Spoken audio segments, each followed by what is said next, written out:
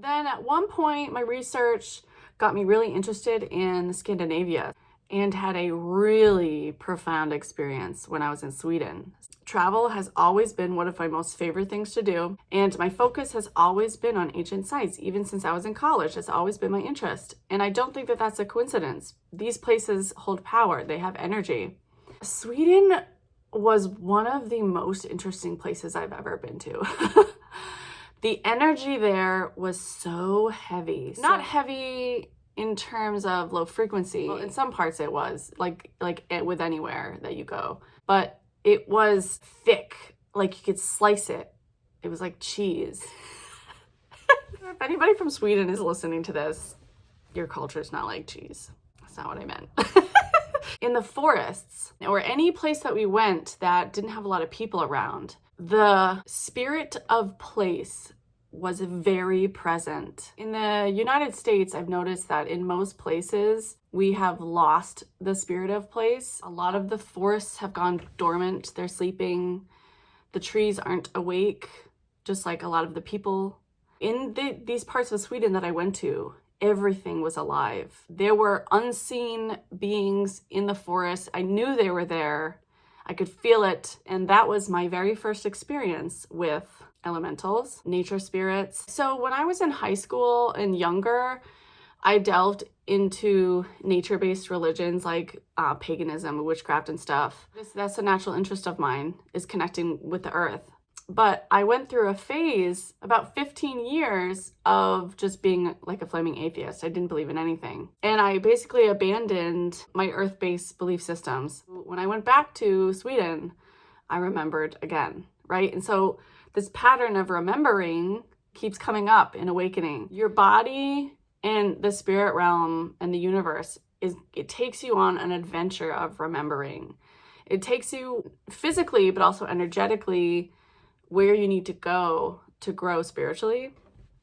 I went to Sweden with the man I was dating at that time. The same relationship that was killing me.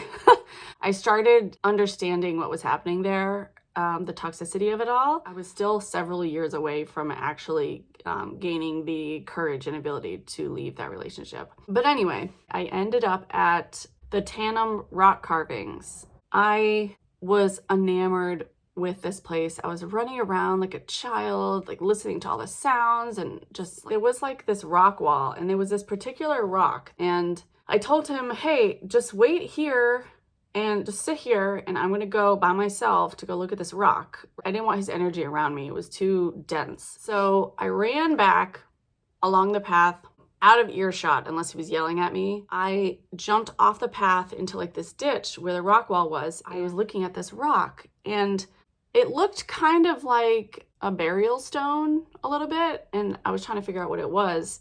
So I'm down here, and the path is way up here. And so the peripheral vision, I could see him. He like appeared onto the path, and he said, what are you doing? Like in a normal voice. I was very annoyed that he was there, because I was like, you're messing up the energy. I need to be with this rock by myself.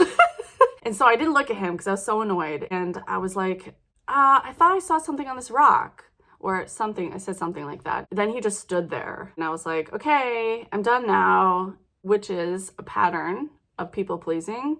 Just a hint there. I'm going to talk about that in shadow work videos. And I just like rolled my eyes and went around the rock the other way.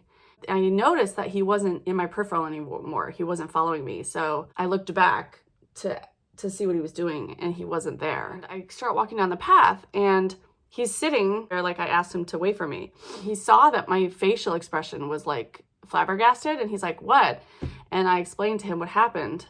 The ability to interact with the unseen and mediumship abilities, interacting with beings that have crossed over, interdimensionals, beings that don't have a physical body, or they do, but it's just on a higher frequency, so you can't, like energetically, you're not able to see it. Well, I was in a frequency at that time where I could perceive this person.